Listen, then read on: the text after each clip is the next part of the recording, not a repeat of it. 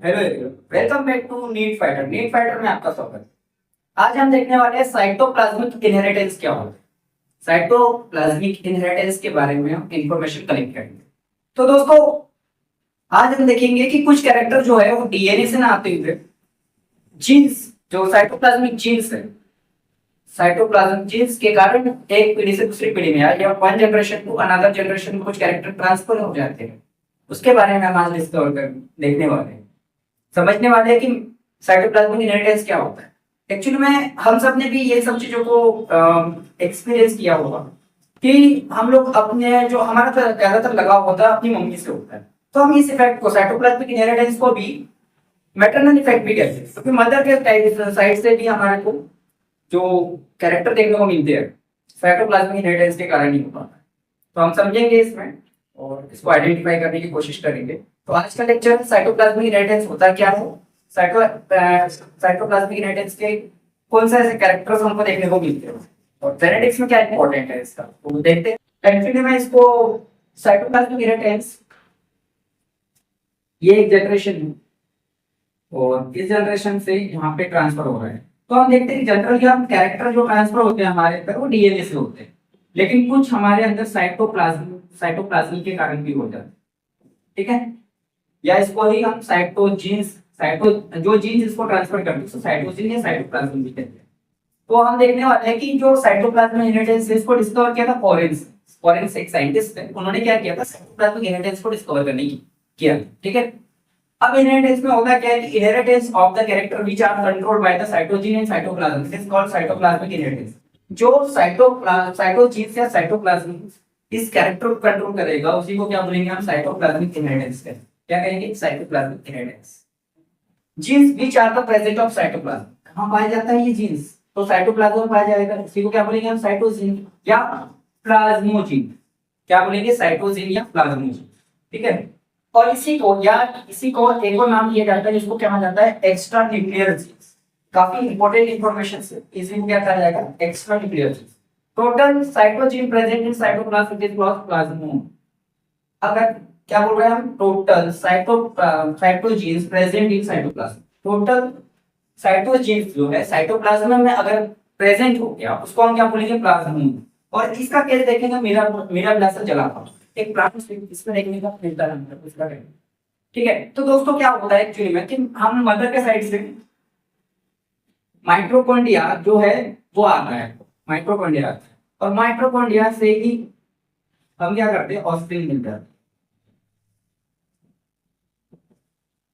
Transfer होता है। Mitochondria mother के साइड से ट्रांसफर होता है, इसलिए हम जो मदर है उनसे ज्यादा इमोशनल कनेक्ट होता है।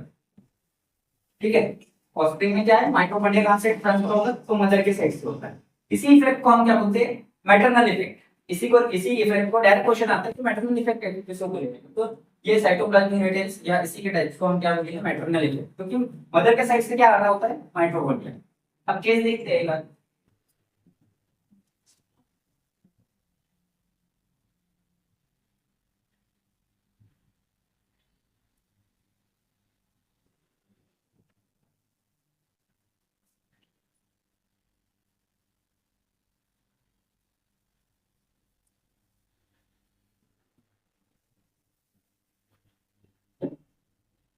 इसका एग्जांपल सेट करते हैं।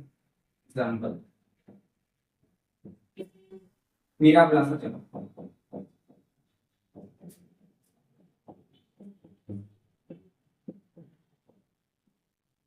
ठीक है, ये एक प्लांट,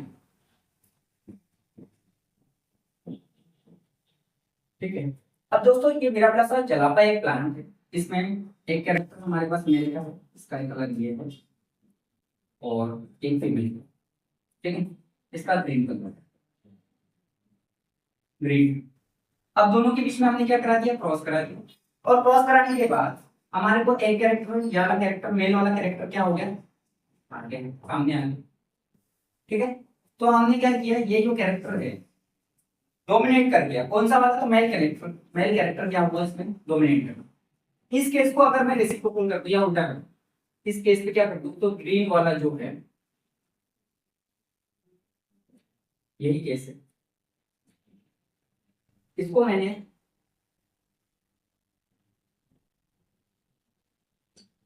इस कैरेक्टर के साथ क्या करा दिया, क्रॉस करा दिया। पहले सिंपल में देख रहे हैं कि जो मेल कैरेक्टर है उसका क्रॉस एक फीमेल कैरेक्टर ग्रीन प्लांट के साथ करा दिया, तो हमारे सामने करके डोमिनेट आ गया, ये डोमिनेट कैरेक्टर होता है F1 जनरेशन।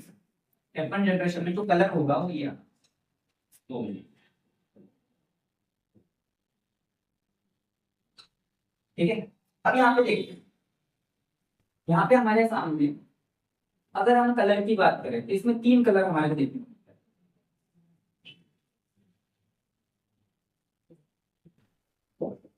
हैं। एक हो जाएगा हमारे पास वाला कलर, एक आएगा ग्रीन, और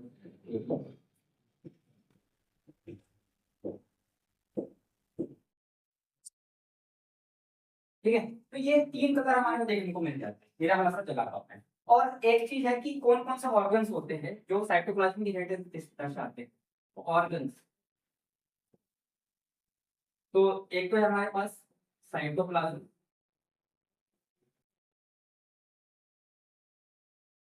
या क्लोरोप्लास्ट, और एक है हमारा माइटोकॉन्ड्रिया।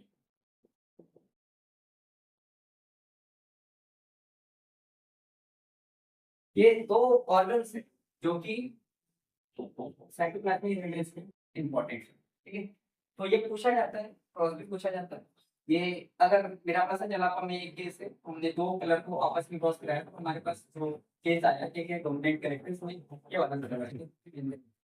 इसमें अगर क्रॉस कराया जाए, फीमेल को पहले कर दिया जाए और मेल को बाद में कर दिया जाए, तो हमारे पास 3 कलर्स आए, ठीक है, पहले ग्रीन और वाइट, ठीक है। और ये साइटोप्लाज्मिक